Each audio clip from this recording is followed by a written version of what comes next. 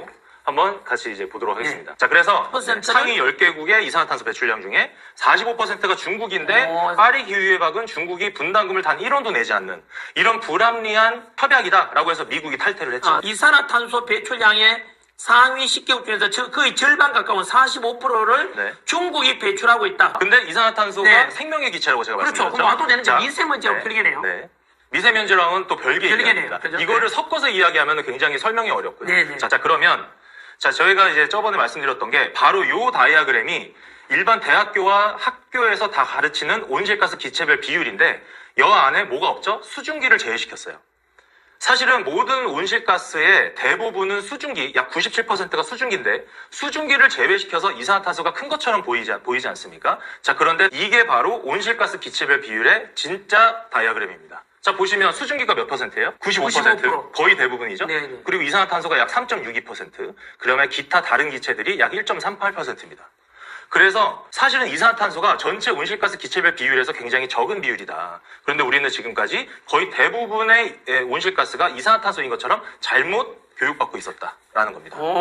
네, 지난주에도 이 말씀을 잠깐 해주셨는데 네네. 온실가스 배출의 대부분의 원인이 화석연료 사용으로 인한 이산화탄소 때문이다. 네. 그것이 온실가스의 원인이다라고 알고 있는데 네. 알고 거죠. 보니까 공기 중에 네. 수증기가 96%고 네, 온실가스 중에. 온실가스 중에서 이산화탄소는 3%밖에 안 되니까 됩니다.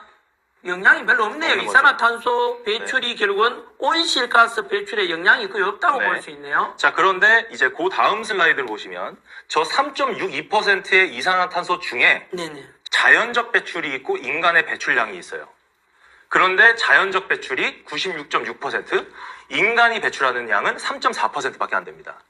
그래서 실질적으로 인간이 배출하는 이산화탄소량은 전체 대기량의 약 100만 분의 1 수준밖에 안 된다. 이걸 다 더하면. 그런데 이렇게 적은 양의 이산화탄소를 가지고 우리 인류가 마치 정말 대재앙을 불러오는 것처럼 말도 안 되는 선전선동을 하는 것이 바로 이 탄소 중립이었다.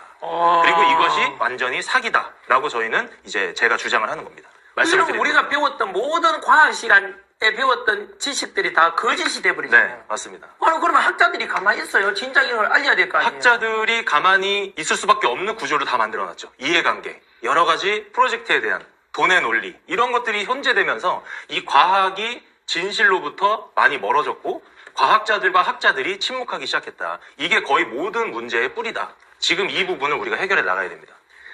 자, 그러면 이제 다음입니다. 우리 흔히 쓰는 말로 지구온난화의 원인이 이산화탄소인 것으로 알았는데 실제로는 이 지구온난화의 원인으로 꼽히는 이산화탄소 배출하고 관련이 없다 이 말이네요. 그렇죠.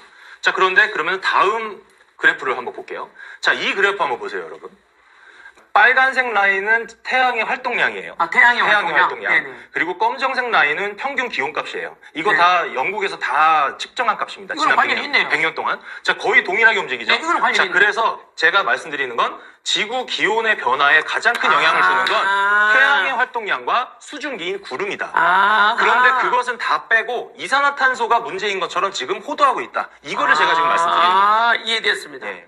한 번 더 말씀드리면 우리가 알기로는 상식이라 생각했던 것들이 지구온난화의 원인이 이산화탄소 배출 때문이다라고 저도 알고 있었는데 네. 그 상식이 완전히 깨지는 네. 실질적인 지구온난화의 원인은 태양의 활동량에 달려있다. 태양의 네. 활동량이라는 게 아마 태양이 불불 끓고 있지 네. 않습니까? 네. 그 속에서 막 이렇게 많이 끓게 되면 그 뭐라 좀 흑점이 나오고. 흑점이 나오고 네. 이러지 않습니까? 그 활동에 따라서 전 세계 기온이 좀 바뀌거든요. 네, 바뀌는 거죠. 그게 영향이 크다. 그게 이 말씀이에요. 영향이 크다는 거죠. 네. 거기에 따라서 지구의 기온이 움직이는 데이터 값을 제가 지금 보여드리는 네, 겁니다. 네, 그래서 이산화탄소는 결국에 모든 식물의 먹이라고 했죠. 광합성을 통해서. 네. 그래서 이게 위성 연구 결과인데요. 실제로 이산화탄소 농도가 늘어나서 전 세계의 미국 대륙의 2배 크기만큼 이미 녹지화가 진행 중입니다.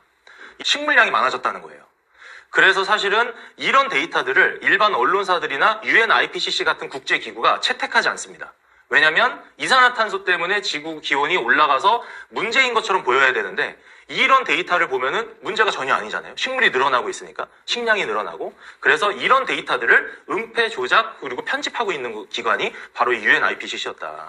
그래서 그런 기관에 많은 데이터들이 문제가 있다는 걸 알게 되고 저희 클린텔이라는 국제기구에서 규명했고요. 그래서 트럼프 행정부가 그런 데이터를 보고 이번에 66개 산하 기구에서 다 탈퇴를 하게 된 거다. 그런 게 다 연결이 되어 있는 겁니다. 그럼 트럼프 대통령이 사실을 정확히 알게 된 거네요. 맞습니다. 그리고 실행에 옮긴 것이고, 네. 그죠? 많은 유엔 산하 66개 66개 기구에서 미국이 탈퇴를 해버렸잖아요. 네. 자, 그게 이제 핵심이고요. 자, 그래서 실제로 재난량이 많아진 것처럼 여러분들이 잘못 알고 계셔서 실제 데이터를 갖고 왔습니다. 이거는 미국 데이터고요. 미국 행정부의 소방 데이터인데 보시면 산불로 소실되는 토지 면적이 밑에 보시면은 회색으로 이렇게 이제 밑으로 내려가 있는 계단식으로 돼 있는 저 그래프가 바로 산불로 소실되는 토지 면적이에요. 그런데 여러분 줄어들고 있나요? 늘어나고 있나요? 계속 줄어들고 있죠. 있네요. 네. 네. 지난 100년 동안 무려 80% 이상 산불로 소실되는 면적은 계속 줄어들고 있습니다. 그래서 사실은 산불로 인한 피해량은 우리가 줄어들고 있는데 마치 산불이 이산화탄소가 늘어나서 많이 늘어나는 것처럼 언론이나 미디어에서 호도하고 있었다. 자, 이런 데이터가 있고요. 자, 이거는 홍수의 빈도나 피해 정도입니다. 자, 밑에 보시면 검정색으로 이렇게 라인이 만들어져 있죠, 그래프에. 자, 보시면 홍수의 빈도나 피해 정도의 표시인데 내려가고 있나요? 높아지고 있나요? 그래프가 내려가고 있죠? 네. 지난 100년 동안 홍수로 인한 빈도나 피해 정도는 45분의 1 수준으로 100년 동안 이미 오히려 줄어들었습니다. 홍수로 인한 피해는 계속 줄어들고 있었어요. 실제 데이터는. 그런데 이런 데이터를 언론사나 그 다음에 UNIPCC는 채택하지 않는 거죠. 보여주지 않습니다. 근데 그 위에 있는 평균 이산화탄소, 평균 CO2 농도 변화값은 계속 높아지고 있잖아요. 그래서 이산화탄소 농도가 높아진다고 재난량이 늘어나는 것이 아니라는 걸 제가 지금 보여드리는 겁니다. 완전 반대로 가고 있다라는 것을 제가 보여드리는 겁니다.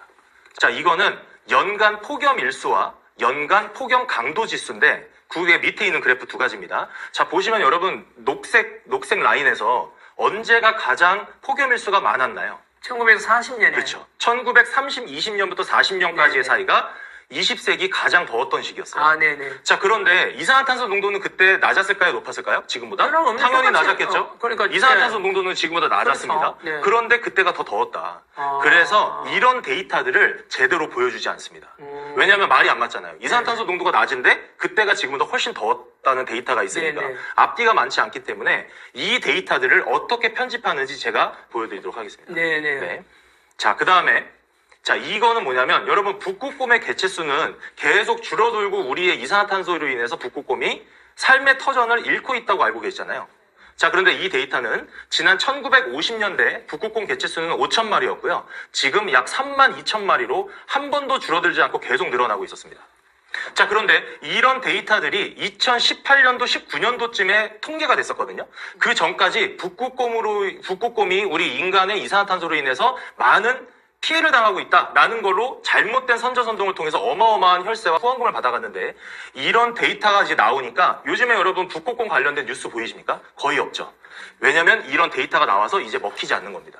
금방 말씀하셨죠. 제가 유튜브나 텔레비전에서 볼 때는 빙하가 녹아내리고 있는 그런 것만 보여주니까 실제로 그런 줄 알았는데 그게 전부 다 제가 속고 있다는 뜻이잖아요. 맞습니다. 아주 빙산의 일각만 보여주고 그것이 모든 북극에 벌어지는 것처럼 우리 인류 전체를 속여왔었다라는 겁니다. 그래서 실제로 이거는 2025년에 찍은 위성 사진이고요. 북극에 있는 모든 빙하는 다 꽉 차 있습니다. 자, 그래서 지금까지 이야기를 이제 정리를 해보자면 이제 탄소 중립에 대한 부분은 가짜 명분과 진짜 목적이 있었다. 우리가 이산화탄소의 악마화를 통해서 이것을 줄여야지 우리 지구를 지킨다는 것이 가짜 명분이었어요. 거짓과학이라고 했죠. 자, 이것의 진짜 목적은 경제성장 악마화를 통해 이 재생에너지와 ESG 경영을 반대할 수 없게끔 명분을 만들어내는 것이 바로 이 탄소중립 어젠다였다라는 거고요. 이 아리백, 재생에너지는 탄소 배출을 줄이기 위해서 필요하다라는 것이 가짜 명분이고요. 거짓과학이죠. 그런데 핵심은 뭐다? 진짜 목적은 우리나라 에너지 시스템을 붕괴시키는 목적이 있고 중국이 결국에 그걸 통해서 돈을 벌어가고 있다라는 겁니다. 자, 그 다음에 ESG 경영은 대한민국의 사회와 환경과 기업 지배구조 를 우리 정부가 통제해서 소액주주 여러분들에게 착한 기업을 만들어 드리겠습니다. 이게 가짜 명분이고요. 진짜 명분은 기업의 의결권을 국가 그리고 국민연금과 같은 공적 자금이 기업의 국유화를 진행하는 것이 바로 이 ESG 경영이다. 라는 거고요. 그리고 북극항로 부분은 북극 빙하는 계속 늘어나고 있고 북극항로는 열리지 않는다. 그러면 이제 이런 질문들을 하세요. 자, 트럼프가 실제로 그린랜드와 북극항로에 대한 이야기를 했었어요. 그렇죠. 자, 이건 뭐냐?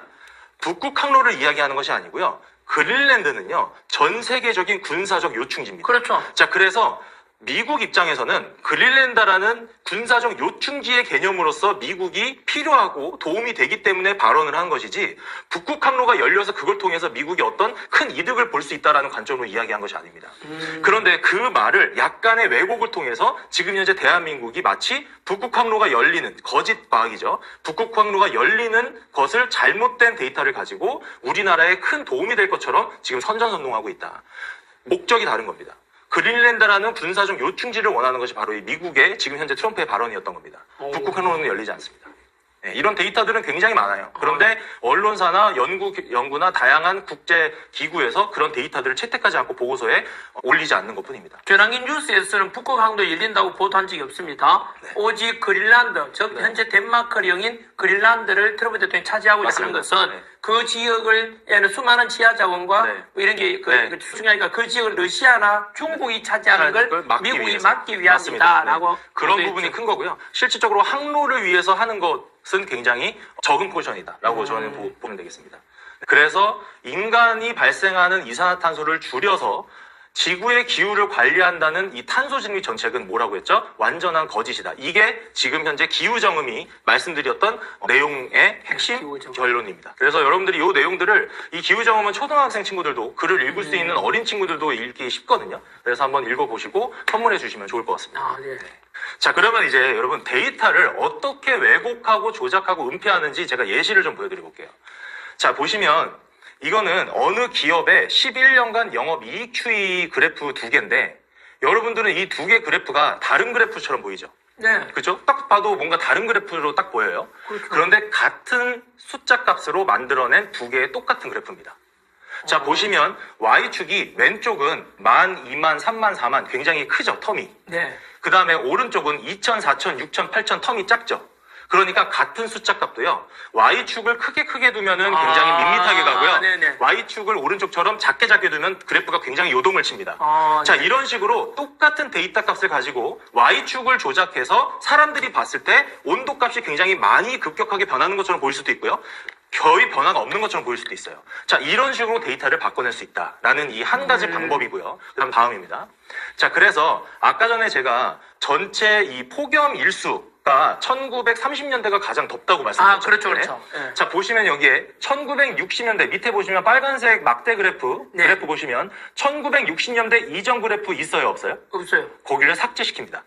그 온도가 높았던 부분을 삭제시키고요. 1960년대 이후 데이터만 보여주고 거기에 CO2 변화량을 올리면 이제 여러분 저 데이터 어떻게 보이세요? CO2 때문에 지구 기온이 올라가는 것처럼 보이죠? 그렇죠. 그 1940년대는 CO2 농도가 더 낮았고 네. 온도가 높았는데 그 부분을 지워버리니까 이제 이런 식으로 데이터를 편집해서 전 세계인들을 속여왔던 겁니다. 그래서 여러분 구글에다가 평균 CO2 농도 변화 구글에 검색해 보세요.